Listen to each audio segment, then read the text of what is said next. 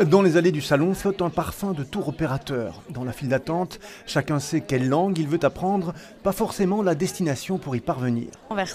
Parce que je suis wallonne et que le flamand c'est important et je le parle pas. Tout pour aller vers un pays anglophone, mais à part ça... Juste des cours et puis après peut-être un stage. Voilà. Après pour la destination ça dépend.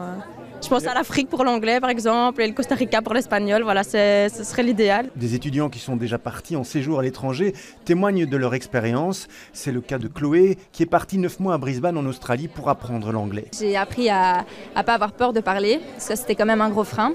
Et puis toutes les personnes que j'ai rencontrées là-bas, j'ai beaucoup grandi, je me suis ouvert, donc c'est pas que la langue, quoi.